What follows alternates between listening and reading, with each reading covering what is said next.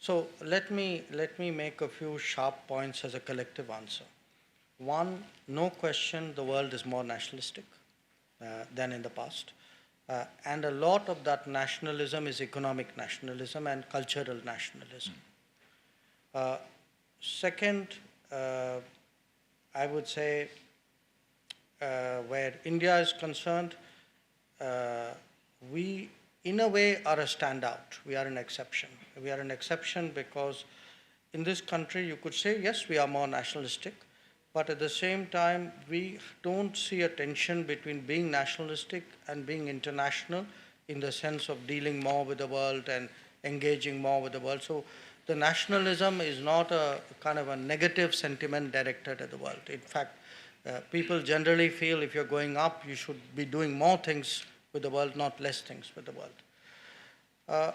Third, in a more multipolar, your word, nationalistic, my word, world, I think we will see diplomacy take different forms where the old ways of working will now not go away, but be tempered by much more, I would say, creative, innovative, ad hoc kind of working arrangements, often centering around issues rather than across the board. So the character of international politics will probably change in many ways.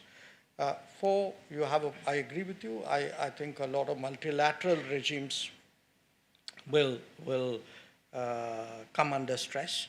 How they survive will depend on how they respond to that.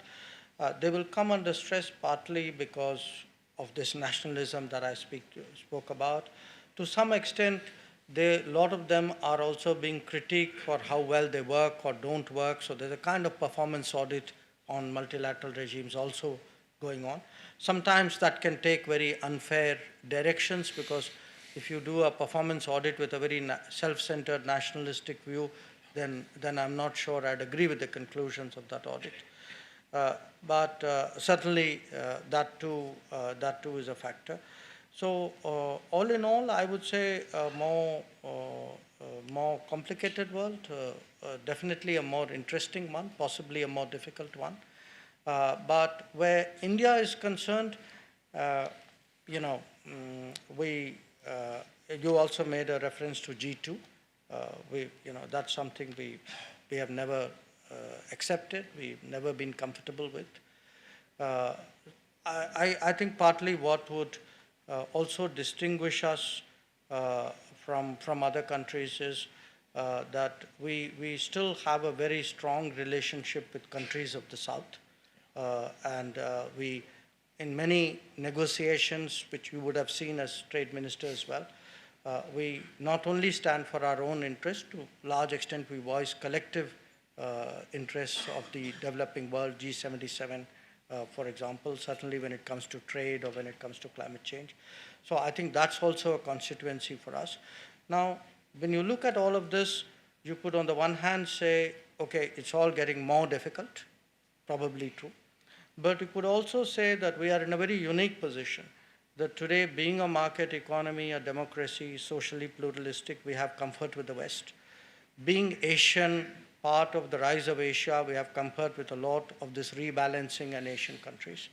Having a G77 constituency working with countries of Africa and Asia, we have a much stronger bonding with those countries. So I think we could be at the right intersection. A lot of it, therefore, requires active diplomacy to make sure that those constituencies are all sort of brought together. That's very much the intention of the government. So what you have seen really definitely over the last 5 years, and you saw recently at the UN, is a willingness today to go out, engage countries, visit more countries, and therefore you can see a new energy in foreign affairs.